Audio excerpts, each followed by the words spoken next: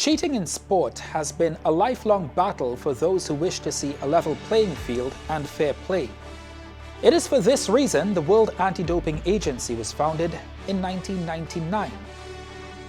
WADA has now found itself at the center of global controversy. Has the World Anti-Doping Agency, which is responsible for fair play, been favoring one side while being against another?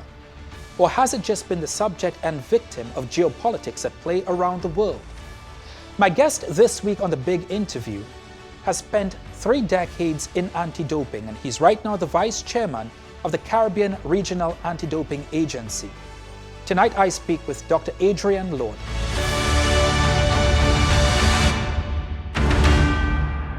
Dr. Adrian Lorde, welcome to the program. Thank you. Nice to be here.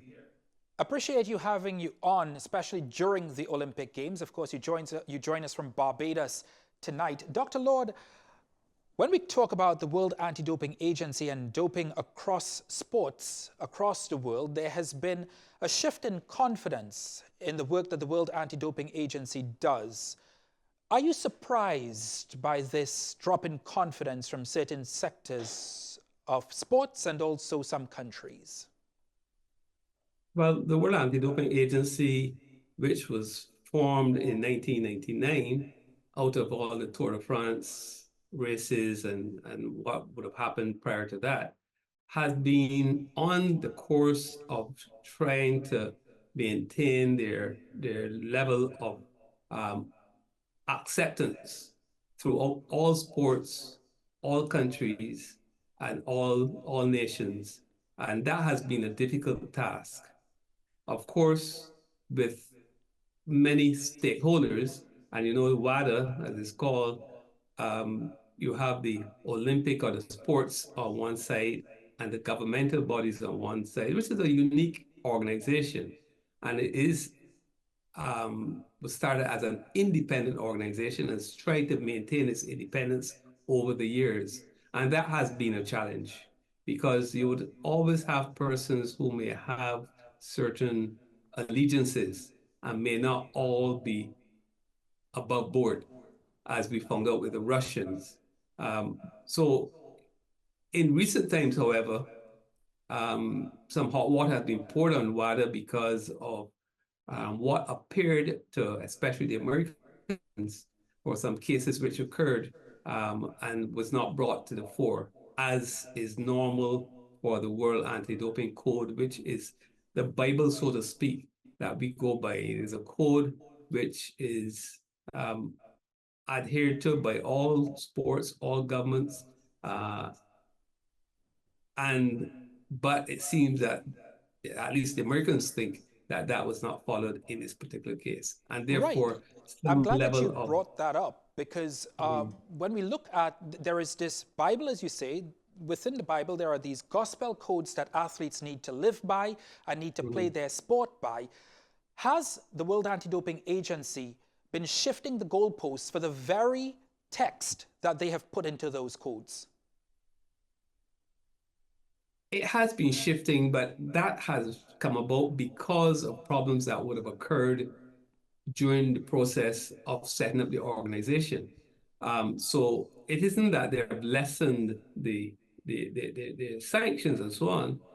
They have increased the number of international standards because that has been recognized as an issue that needed to be started and to be policed. And therefore, there are certain other things that have come to the fore from time to time. As I said, the organization is relatively new and it has to be friends of all and satellites of none, essentially. So it has to find a way to balance its rules in this Bible so that everybody can abide by the rules. Well, I mean, you What? say, please, Hmm. finish your point, Yeah, and go ahead. that's my fault. Finish your point, and I'll come in after. Yeah, so what has happened in recent times is that it has become more athlete friendly. Where the athlete now is the core of everything. It's protecting the rights of the clean athlete. It's the what we use now as a guideline, protecting the rights of the clean athlete. Whereas you heard first say no to doping, but the athlete now is at the forefront of all that is being said in anti-doping. So if we go back to pre-Rio Olympics, where this situation really reached a head between what was happening in Russia and what the United States found out and ultimately investigated, and then there was a meeting between the International Olympic Committee and the World Anti-Doping Agency that reached its head, essentially. Does the International Olympic Committee, run by President Thomas Bach, have a huge role in the loss of confidence that the World Anti-Doping Agency is suffering from now, given what the International Olympic Committee knew back pre-2016 Olympics and still allowed the Russian athletes to compete as a federation at the Rio Games? Yeah, I was at those Rio Games in 2016, and that was a big issue where you found that the Russians seem not to have had everything above board, but the IOC, because they want to include 200 and whatever number of nations, still allow the team to participate. And that seemed to have caused a lot of rupture from then, and it has only gotten a little worse over a period of time. The IOC funds WADA. Each government right now is a certain number of dollars that they funded. Barbados, for instance, we give $5,800 US. Trinidad gives $10,112 per year. What the IOC does is they match whatever the governments give one-on-one. So if Barbados gives 5,800, then IOC would give $5,800 US. That doesn't mean that the IOC has a big influence in WADA directly, or we shouldn't think that it does. We have members of the IOC on the WADA Foundation board. I was fortunate to sit on the first WADA Foundation board representing Barbados for the first 3 years of WADA. And we were catching our, feet, trying to, in order to walk. And a lot of things obviously came out. What formula should be used to fund WADA? How do you disperse the funds? Actually, although Barbados and Trinidad and all the countries do give to WADA X dollars, we gain far more out of WADA than what we give. But we can talk about that later. So the IOC has a financial influence in WADA, and members of the IOC, Dick Pound, the first chairman of WADA, was a IOC vice president. So you have that influence in the operations of the World Anti-Doping Agency. So you are on the right track there. Yeah, but certainly it's diminished the work the World Anti-Doping Agency does, because we've seen now post this Russian scenario pre-Rio 2016, we've now seen the situation with the Chinese swimmers being investigated by the Federal Bureau of Investigations in the United States. That has caused a complete upheaval with Salt Lake City's bid to host the 2034 Winter Olympic Games. It really does not help the credibility of an organization that is supposed to be credible, that is built on credibility, and that is supposed to maintain credibility for sports across the world. Correct. That is an unfortunate situation which arose. We had a situation where a number of Chinese swimmers were tested positive. And according to the WADA code, the Bible, as we mentioned before, all adverse analytical findings have to be notified by a certain time. WADA seemed to have accepted the investigations done by CHINADO, which is their national anti-doping organization, but never seemed at that time to have released that information.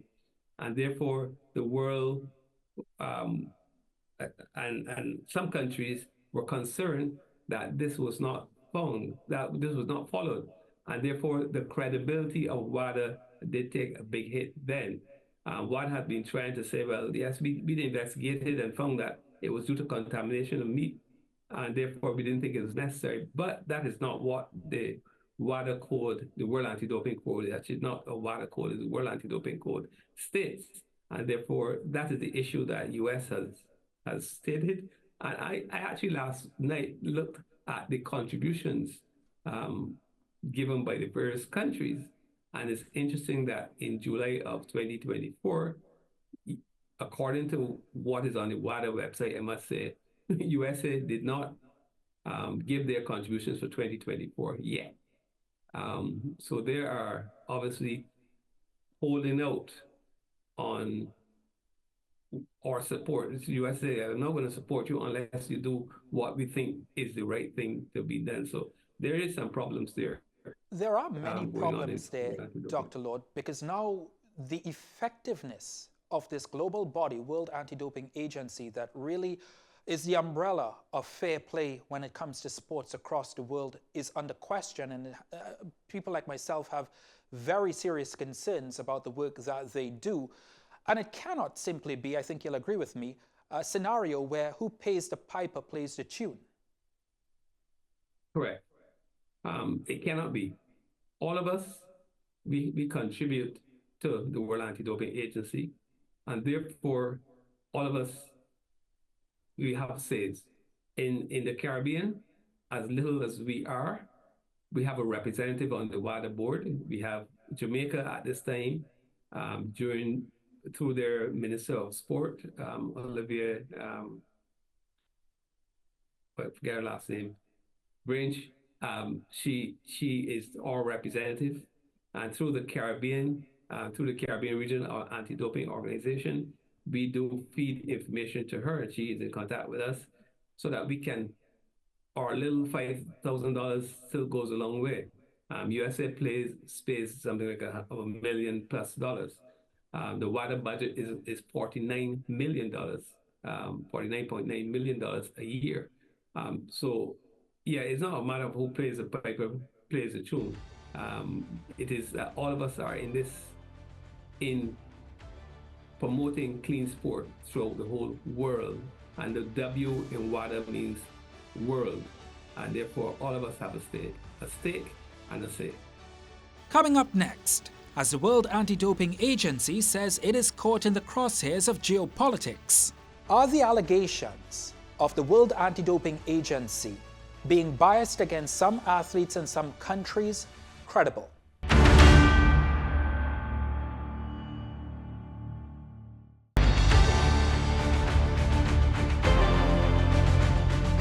You've been in this industry for over 3 decades. You've been with WADA for over 2 decades. Are the allegations of the World Anti-Doping Agency being biased against some athletes in some countries credible? You ask if it is credible. I think they are credible. The allegations being made, yes, they are credible. As far as me being, I sat on the board for 3 years and another 2 years after that.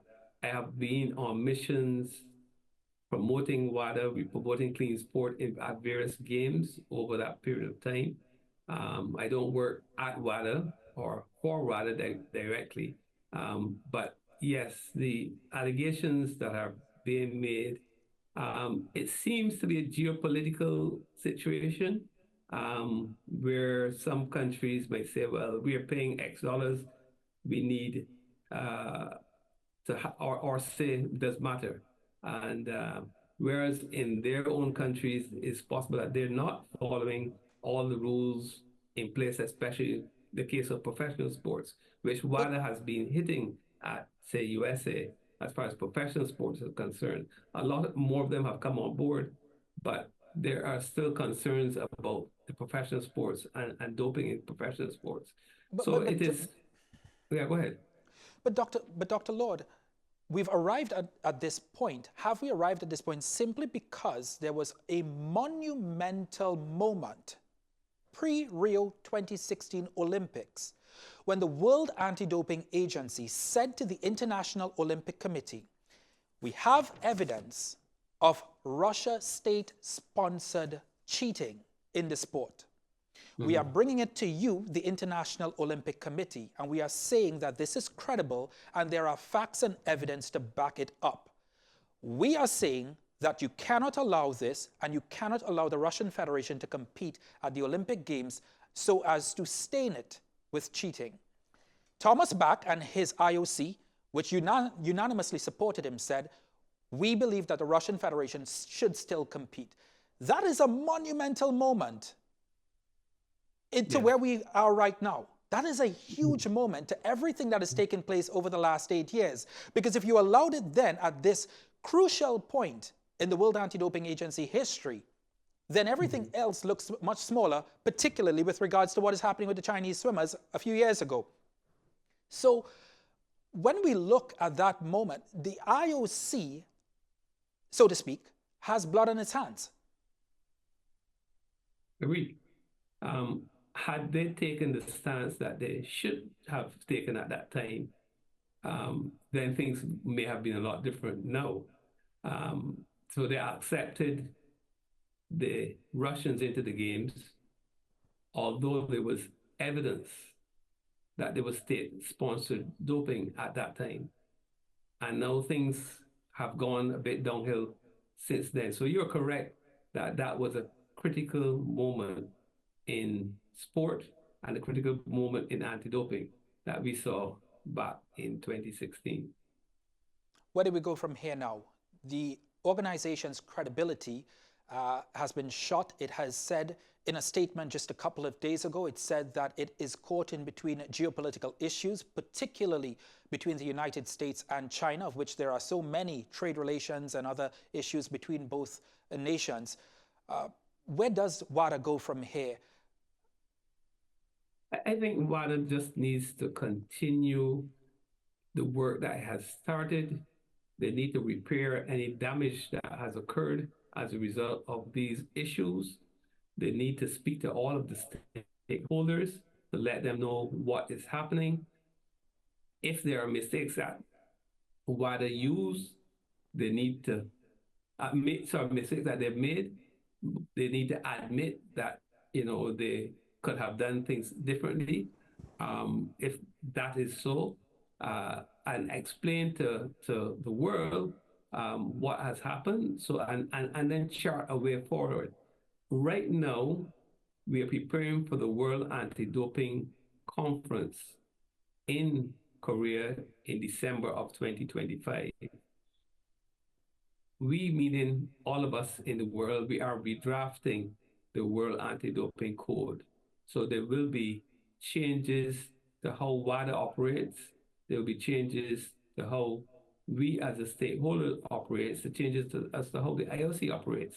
So hopefully in the coming months where the revision of the code is being handled, we will see changes which will renown to the benefit of the clean athlete and the World Anti-Doping Agency. Does the World Anti-Doping Agency need restructuring urgently? Yes, there have been efforts to try to do that. I would have said that the board right now has 42 members. When I was on the board, we had about 30-something. They've now included national anti-doping agencies and athletes, and that's the reason for the expansion. The executive committee is 16 members, I believe. That is a large number of persons and opinions in order to function. The budget for the World Anti-Doping Agency is $49.9 million now. When we started, it was about $20 billion. We think inflation has occurred, but we need to restructure how the organization is run. Fortunately, in a way, due to the pandemic, some restructuring had to be done. That was physical restructuring. But how it acts now, looking back on where it has gone in the first 25 years, lessons learned, then yes, restructuring has to be done. Up next, with a cloud of uncertainty and controversy hanging over WADA's handling of doping, are you concerned about the credibility of the results of this Olympic Games?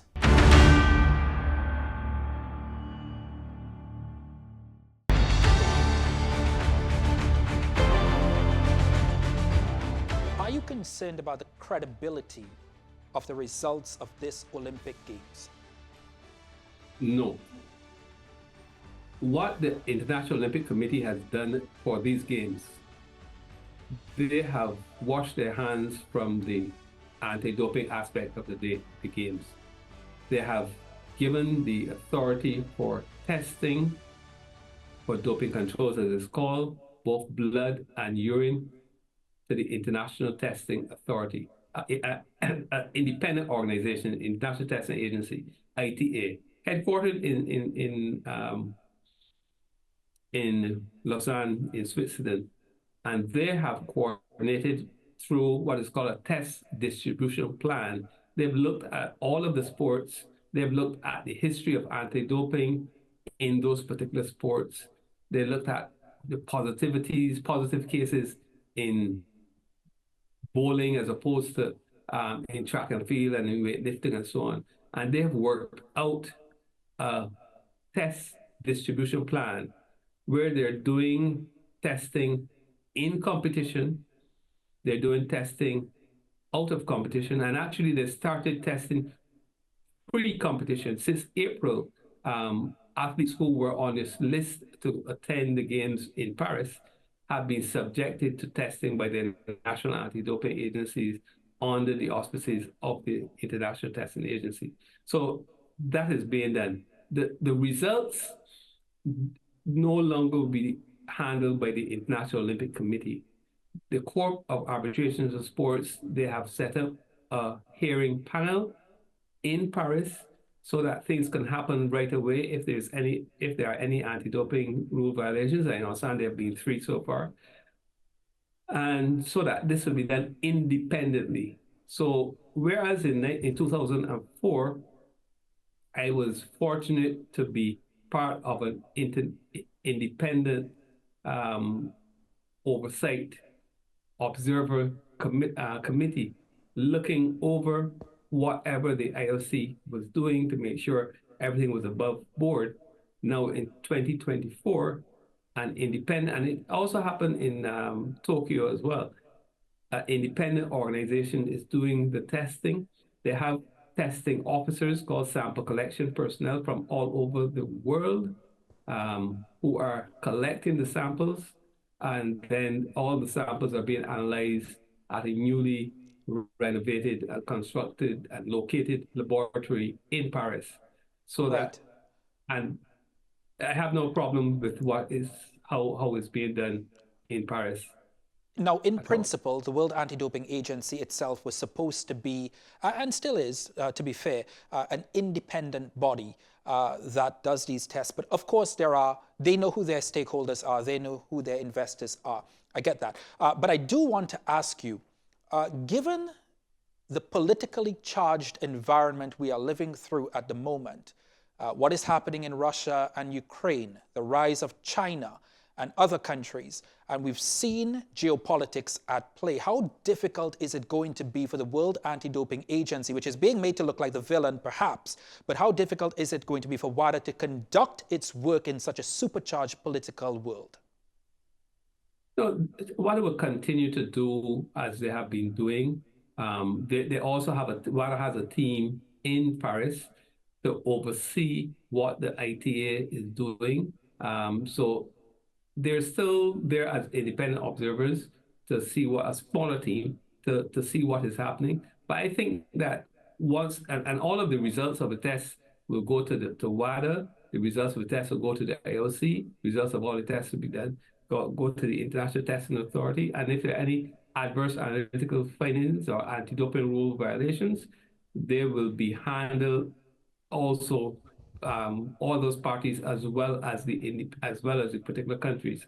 So everything is being done above board, and WADA, as the independent body there, will also see to it that everything is being done to the satisfaction of everyone, especially the athletes. There must be concerns for us here in the Caribbean as well. We have, within the Caribbean sphere, rising prominence within the Olympic Games. Barbados emerging as, in some Olympic sports, as perhaps medal contenders. St. Lucia, the Bahamas, Jamaica has traditionally done well. Trinidad and Tobago has traditionally done well. But when it comes to what is happening in the world of doping, particularly with the emergence of new performance-enhancing drugs, the work that people like yourself does in the Caribbean, it becomes more critical now to ensure that our athletes don't fall on the wrong side of fair play. Yes, Ryan. Yes, that is so. And what we did in 2005, we created in the Caribbean a regional anti-doping organization called the WADA, Caribbean WADA.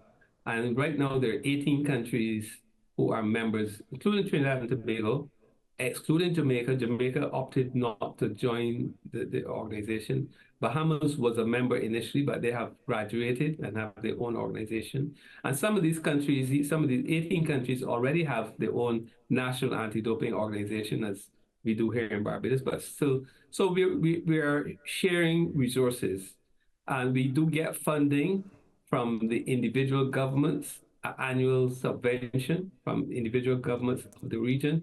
We get funding from WADA as well to assist us in carrying out the work.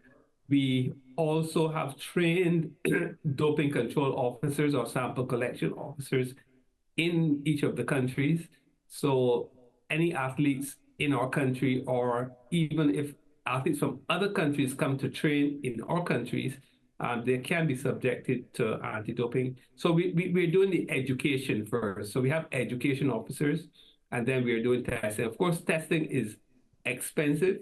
We use the Montreal and Salt Lake City labs.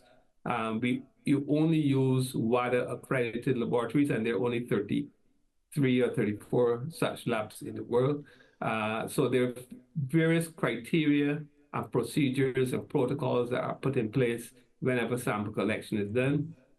And as I mentioned, the education is done of the athletes so that the athletes' first encounter with doping control would not be with anti-doping, is not when they're being called to be tested. So we've done it from the primary schools and earlier levels so that we can be on board with this. I'm out of time, Dr. Lorde, but I do want to squeeze in one very quick question, because you mentioned the education drive. That's one thing. Athlete representation, I don't think people understand how complex the doping world is. And sometimes a lot of athletes are caught, quote unquote, cheating when they didn't intentionally mean to cheat. It could be something like having coffee. It could be something like having cough syrup if you have a cold, and suddenly you test positive. So it's not always intentional. It's a very complicated world. But having athlete representation and giving the athletes a voice in this anti-doping process, is that something that really radically needs to change and be enhanced ASAP? Yes, we have encouraged that, and it's being practiced in most of our countries.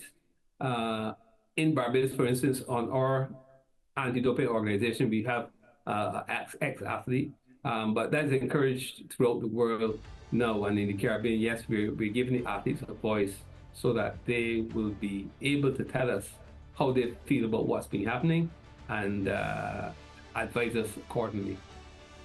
Dr. Lorde, this is a very difficult conversation to have. It's a very complicated and often controversial conversation to have, and I'm so glad that you agreed, and I'm honored that you agreed to have this conversation with us here on The Big Interview. Appreciate your time. Thank you very much, Ryan, and enjoy the rest of the Olympics.